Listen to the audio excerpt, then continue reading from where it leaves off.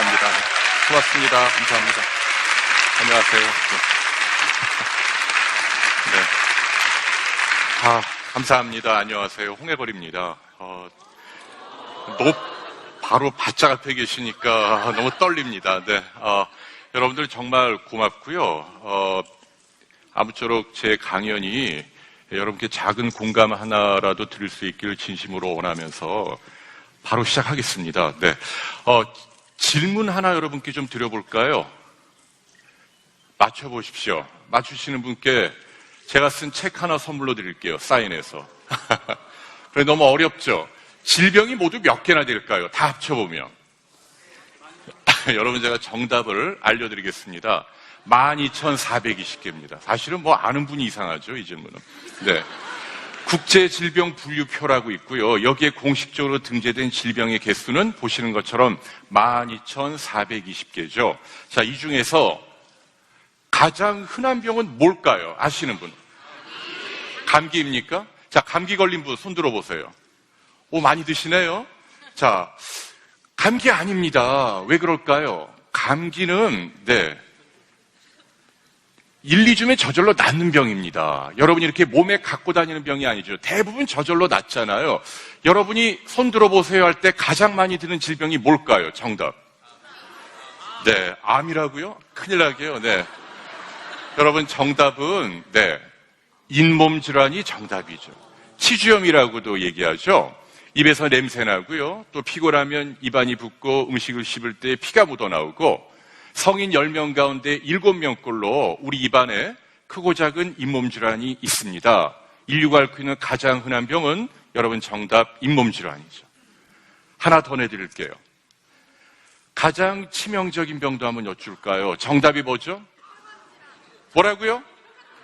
에이즈 아니죠? 네, 어떻게 하셨을까요? 정답자가 있네요. 정답입니다. 광견병. 어떻게 하셨을까요? 대단히 해박하세요. 네. 여러분, 광견병이란 어떤 병이죠? 그냥 개가 아니죠? 증세가 뭘까요? 네. 물을 보면 두려워하죠. 대단히 특이합니다. 그래서 공수병이라고도 표현을 하죠. 물을 그냥 쳐다보기만 해도 부들부들 떨고 물을 마시지 못하고 비쩍 말라서 환각이나 환청에 시달리다가 죽는 병이죠. 지난 수천 년 동안 이 광견병에 걸려서 증세가 나타난 사람 가운데 아직까지 살아난 사람은 단 한 명도 없습니다. 완벽하게 사망률 100%고 가장 치명적인 질병은 여러분 정답이 광견병이죠. 그런데요, 오늘 저는 여러분들께 가장 흔한 병, 가장 치명적인 병보다 사실은 다음 질문을 여쭙고 싶어요. 가장 나쁜 병이 뭐죠? 자, 나쁘다는 말은 이런 뜻입니다. 가장 고통이 심하고 가장 잔인하고 두렵고 가장 심각하게 나의 삶의 질을 파괴하는 병. 쉽게 얘기하면 여러분이 가장 걸리기 싫은 병을 한 가지만 꼽는다면 그게 뭐죠? 어떤 병이 제일 두려우세요? 치매. 그래요. 네, 암도 있고 우울증도 있고. 네, 여러분 죄송하지만 이 질문은 정답이 없습니다. 기네스북에도 정답이 나오지 않습니다. 왜냐하면 고통스럽다, 잔인하다, 두렵다, 이게 전부 다 주관적인 개념이죠. 사람마다 다 다릅니다. 누구는 암, 누구는 치매, 누구는 우울증. 그런데 만일 누가 저에게 물어보시면 제가 생각하는 가장 잔인하고 끔찍한 질병은 오늘 제 강연의 주제입니다. 저는 혈관 질환이라고 생각을 합니다. 여러분, 혈관이 막히거나 터지는 병을 말합니다. 뇌졸중 그리고 심장병 두 가지가 대표적입니다. 저는 이 두 가지 혈관 질환이 가장 잔인하고 끔찍한 병이라고 생각을 하고 이 점을 여러분에게 특별하게 강조하고 싶어요. 이유는 두 가지입니다. 첫째, 예고피오입니다. 우리에게 유언 하나 남길 수 있는 그런 여유조차 주지 않습니다. 여러분, 암하고 비교해 보십시오. 암도 사실은 대단히 잔인하고 끔찍한 병이 맞습니다. 그렇지만 말기암이라 하더라도 그분이 그 자리에서 바로 어떻게 되는 건 아닙니다. 그러니까 무슨 얘기냐면 암은 온전한 이성을 갖고 두 팔다리 자유롭게 움직이면서 자신의 인생을 정리할 수 있는 여유를 줍니다. 그런데 여러분, 중풍이나 심장병은 어떤가요? 갑자기 오죠. 저는 이게 잔인한 첫 번째 이유라고 믿습니다.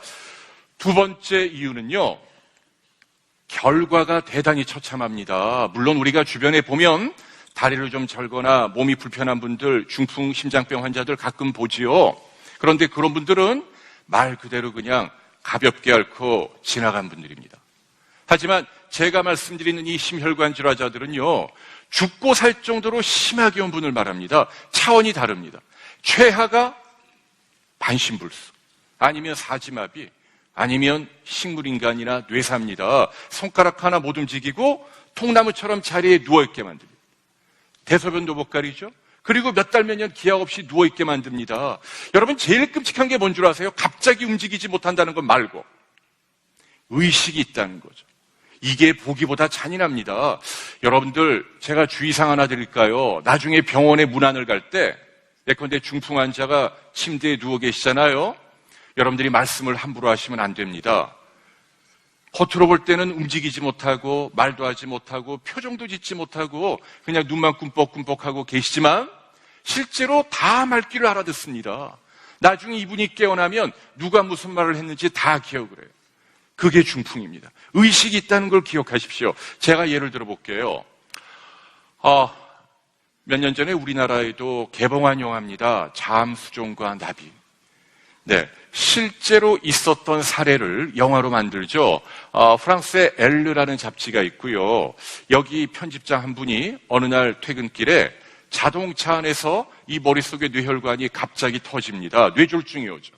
자, 이분이 몸이 마비되는데 공교롭게도 코 아래부터 마비가 됩니다. 여러분 상상해 보세요. 어떻게 될까요?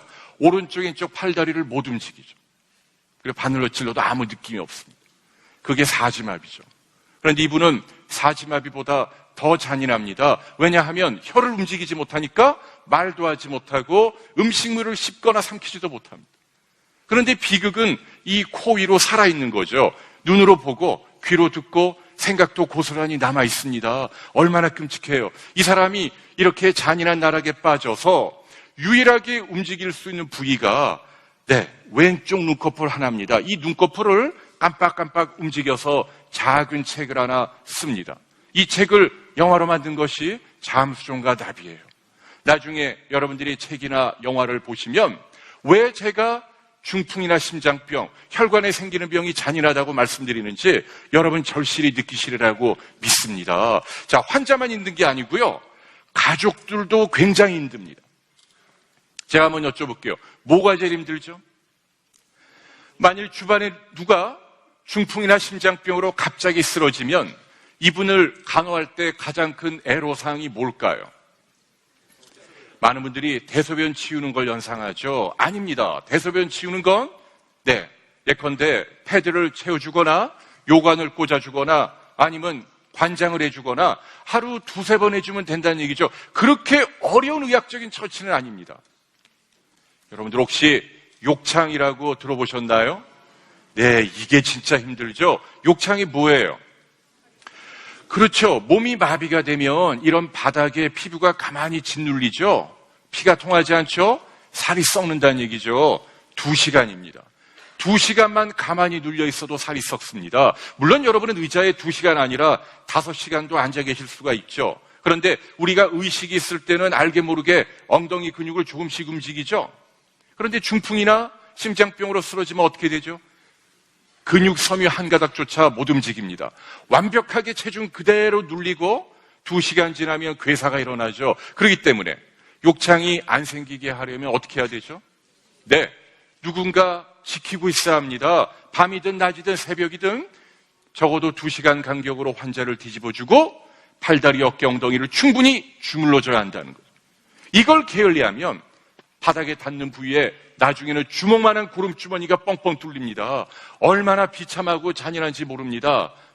여기 이 사진처럼 커다란 구멍이 뚫려 있죠. 이게 욕창이고 여러분 이 사진이 중풍 환자의 본질적인 모습이죠. 그런데 많은 사람들이 이 사실을 잘 모르고 있습니다. 왜 그럴까요? 여러분 잘 아시는 두 분이죠. 지난 2009년 비슷한 시기에 돌아가셨습니다. 오른쪽에 여운계 씨, 2002년도에 콩파담을 진단받고 이게 폐로 전이돼서 숨지니까 7년 동안 사는 거죠. 그러면서 자기 하고 싶은 거, 구경하고 싶은 거 다 보고 본인의 인생을 제대로 정리하고 돌아가십니다. 뉴스를 보신 분들 기억하시겠지만 여운계 씨는 돌아가시기 일주일 전까지 아침 TV 드라마 촬영을 합니다. 암이란 그런 특징이 있습니다. 돌아가시기 서너 주 전까지 얼마든지 가벼운 거동이 가능합니다. 앉아서 이야기도 나누고 쉬엄쉬엄 걸어 다닐 수도 있고. 그래서 얼마 전에 가수 한 분이 말귀암으로 돌아가셨는데 많은 사람들이 가짜다 뭐 이렇게 비난을 했잖아요. 잘 몰라서 그러는 거예요. 암은 원래 그런 병입니다. 무슨 얘기냐면 암은 우리 보통 사람들 눈에 잘 보입니다. 그러다 이제 그분이 돌아가셨다는 소식을 들으면 우리는 그때 경각심을 갖습니다. 그런데 중풍이나 심장병은 어떻죠? 김은기 씨 기억나시나요? 자, 이분이 2004년도에 대학로에서 연극을 하다 무대에서 갑자기 쓰러집니다. 뇌혈관이 터져서 중풍입니다. 5년 동안 일산의 자택에 갇혀있다 돌아가십니다. 제가 말씀드린 똑같은 과정입니다. 움직이지 못하고 말도 하지 못하고 표정도 짓지 못하고. 그런데 가족들이 뭐라고 물어보면 다 말귀를 알아듣고요. 이 눈을 통해서 yes, no, 응답을 한다는 얘기입니다. 그러면 보호자나 가족들이 이 입이나 꽂혀있던 튜브를 뽑을 수가 있습니까? 죽어도 못 뽑죠. 왜? 지금 말이 통하는데 어떻게 그렇게 해요? 그리고 마냥 누워 계시는 거죠. 환자, 가족 얼마나 서로 힘들까요? 심장병도 기억나시죠? 옛날에 프로야구 선수 임수혁 씨. 심장병으로 야구장에서 쓰러지죠? 그분은 무려 9년 동안 그렇게 누워있다 돌아가시는 겁니다. 문제는, 여러분들이 주변에서 보는 중풍이나 심장병은 환자분들이 대부분 그냥 가볍게 앓고 지나간 사람들만 여러분은 늘 목격하는 겁니다. 겉으로 볼 때 멀쩡하고 잘 걸어 다니니까 여러분은 대수롭지 않게 생각을 하죠. 그게 진실이 아닙니다. 실제로 죽고 살 정도로 심하게 온 분들은 환자들이 지금 이 순간 어디에 계시죠? 어느 병원 중환자실이죠? 아니면 어느 집 골방에 누워 계시죠? 우리 보통 사람들 눈에 안 보입니다. 그래서 여러분들은 모르는 거예요. 그런데 지금 이 순간에도 우리나라에서 1년에 6만 명이나 되는 어마어마하게 많은 분들이 혈관이 터지거나 막히는 병으로 돌아가시고 있다는 얘기입니다. 가장 잔인하고 끔찍한 병이 뭐라고요? 여러분, 혈관 질환이죠. 죄송합니다. 여러분들 표정들이 너무 심각해요. 여러분, 처음에 여러분이 부모님에게 물려받은 혈관은 이렇게 맑고 깨끗했는데 여러분이 술 마시고 담배 피고 기름진 음식 많이 먹고 운동 안 하면 이런 기름이 몇십 년 동안 쌓여가다가 어느 날 터지거나 막히는 거예요. 그런데 다음 물리학 법칙 하나 기억해 두세요. 혈류는 직경이 4제곱에 비례합니다. 단면도죠? 찌꺼기가 절반 이상 꽉 차 있죠? 직경은 2분의 1로 줄어들어 있습니다. 그러면 이렇게 좁아져 있는 혈관 속을 지나가는 혈액의 양은 원래 혈관일 때에 비해서 직경은 2분의 1이지만 혈류량은 2분의 1의 4제곱. 그러니까 무려 16분의 1로 대폭 줄어든다는 얘기죠. 이 법칙이 주는 교훈이 뭐죠? 가능하면 여러분의 혈관이 맑고 깨끗해야 합니다. 조금이라도 노란 찌꺼기가 껴있다는 얘기는 훨씬 더 증폭되게 혈류량을 방해한다는 얘기입니다. 어떻게 우리 혈관을 맑고 깨끗하게 하고 그리고 무서운 중풍과 심장병을 막을 수 있을까요? 가장 중요한 방법 한 가지가 뭐죠? 이미 많은 분들에 의해 효능을 검증받은 글루타 플러스. 이제 당신의 건강을 위해 글루타 플러스에 주목하십시오. 분말 음료 형태로 만들어진 글루타 플러스는 음용 직후 바로 몸의 반응을 확인할 수 있습니다. 음용자의 몸 상태에 따라 피부가 붉어지거나 몸 일부가 따끔거리며 가렵고 빈혈 증상, 한기, 위가 쓰리고 아프며 구토 증세, 몸 일부가 붓는 명현 현상을 경험할 수 있습니다.